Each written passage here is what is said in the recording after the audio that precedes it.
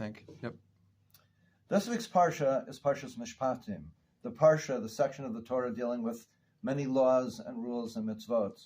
Last week's Parsha was Parshat Yisro, in which the Jewish people got the Ten Commandments at Har Sinai.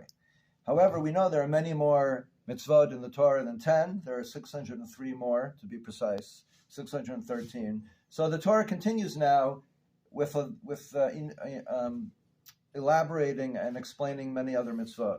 There's a beautiful commentary which joins together the end of last week's Parsha and the beginning of this week's Parsha by the Chozeh of Lublin.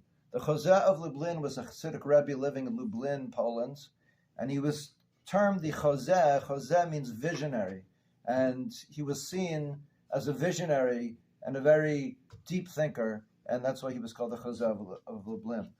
Parenthetically, the Chozeh was the great-grandfather of the Eish Kodesh, the Piasetzner Rebbe, also known as the Rebbe of the Warsaw Ghetto, who himself contributed very beautiful teachings and Torahs to the world. And the Chozeh was also a contemporary of the Baal Shem Tov. So at the end of last week's, let's start with the beginning of this week's Parsha.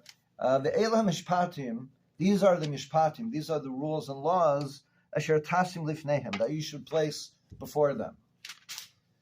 Very simple sentence. At the end of last week's Parsha was, Lo Saleh b'maylos hamizbechi. You should not ascend on my altar using steps. Asher lo segala ervasach alav.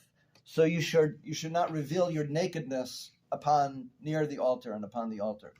And what that means is when we walk on steps, our gait, the way we walk, is different, and it's maybe a subtle difference, but a ramp is constructed to ascend to the altar in the Mishkan and the temple, and it's just a more modest way of walking. In any case, the Chozeh of Lublin connects these two ideas.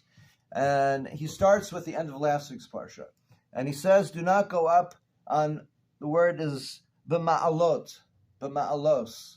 So in Hebrew here, it's translated into English as steps, and ma'alot also implies just gradations and some kind of going up on different levels. So it's translated as steps, and that's what it means, as steps.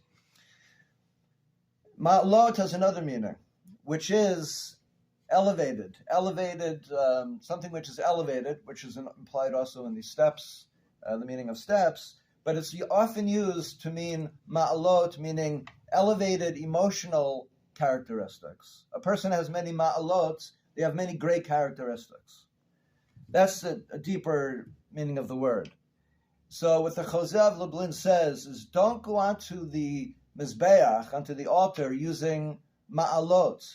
So he explains that to mean that when you come to approach the sacred, to approach divinity, to get closer to God, and you're coming up to the altar, which in this case, to bring an offering, meaning to study Torah or to offer to pray and those things, don't go up on ma'alot, meaning that don't look at yourself and see all your great qualities, all your talents and abilities, all your ma'alot, all of the great qualities that you have.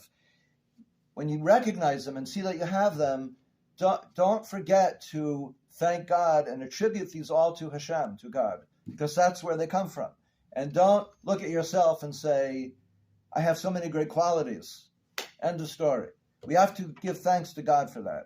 So he's saying when you go up to the altar to get closer to Hashem, don't look at yourself and stop there.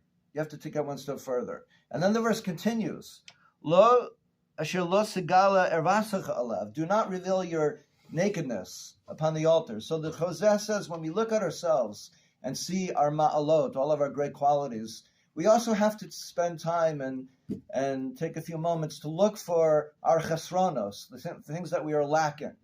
Because no matter how great a person is, there's always more that we can accomplish, more that we can achieve. And what are the things that we're missing? So those are two sides of the coin.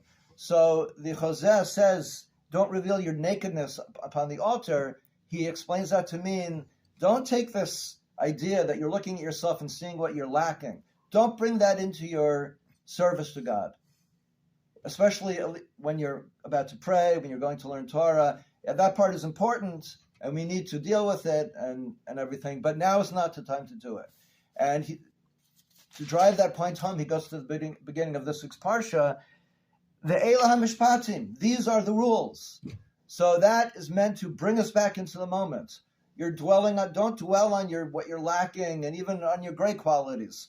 The Eila and these are the rules. We need to focus, be in the moment, and do a mitzvah, whatever we're involved in, praying, studying, or any other mitzvah.